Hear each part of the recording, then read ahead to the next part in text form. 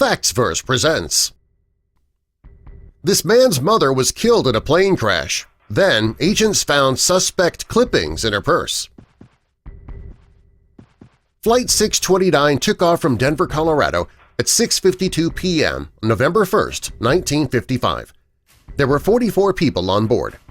Just after 7 p.m., the plane crashed on a farm outside Longmont, Colorado. Nobody on board survived.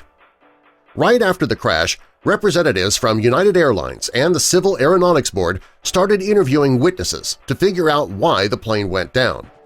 Over the course of 3 days, they spoke to 200 residents who lived within 140 square miles of the crash. Only 40 were able to give testimony that was useful. Soon, the FBI joined in on the investigation to find out why the plane crashed. While the investigators combed through wreckage of Flight 629, the investigator discovered that the plane had been cleanly severed from the rest of the fuselage. The FBI said that it was so clean that it looked as though it was cut with a knife.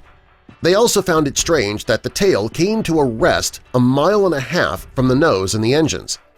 Also, the nose and tail were in perfect condition, and the rest of the plane was destroyed. Finally, November 7th, it was determined that the plane went down not because of a malfunction, but because it was sabotaged. The FBI opened a criminal investigation, and to figure out why the plane went down, they needed to know more about the people on board. It was clear that someone on that plane was a target. This meant digging into the lives of the 39 passengers and 5 crew members. First, they would need to identify the bodies. Right after the crash, 9 of the bodies were identified and removed to the morgue. The FBI had to use fingerprints to figure out who the other bodies belonged to. They ended up finding that 21 of the passengers had prints on record.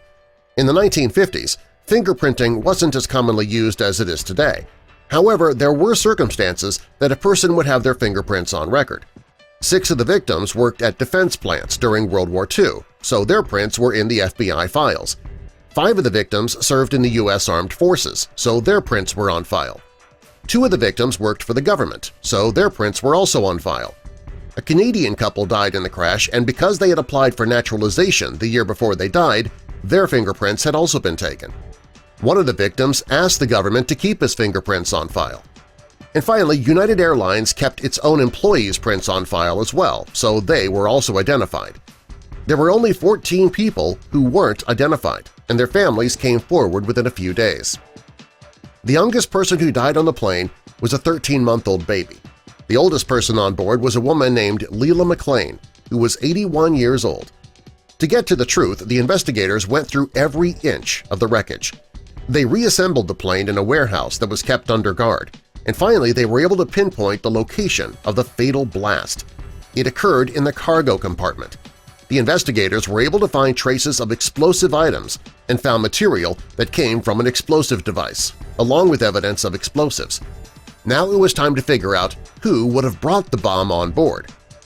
The FBI started its focus on passengers who lived in the Denver area. They would be the most likely to have been the target of an attack. During their investigation, the FBI found that some of the victims had taken out substantial insurance policies before traveling. One of the people who had a policy taken out was Daisy E. King. Daisy's insurance policy piqued the interest of the FBI, and they went through what was left of her purse. They found $1,000 in traveler's checks, a checkbook, a receipt for a storage unit, and 2 keys. The FBI discovered that Daisy was on the plane to visit her daughter in Alaska. When they went through her wallet, they found newspaper clippings that raised some red flags for them. The excerpts were about a man named John Jack Gilbert Graham, who was Daisy's son. He was wanted in Denver County on charges of forgery. He was born in 1932 and placed in an orphanage. His father died, and Daisy didn't have the money to care for her son, so she had to give him up. When she started a career, she became wealthy, but she never went back to the orphanage to pick up her son. The two finally reconciled in 1954, but Jack held a grudge against his mother. He was the one who took out the insurance policy on his mother and made himself the beneficiary. Jack claimed that he had nothing to do with his mother's packing her bag before the trip, but his wife Gloria said otherwise. She said that she saw her husband pack a bag for his mother on the morning of November 1st. After digging into his past more, they found that property was damaged and he was the beneficiary of the insurance policy.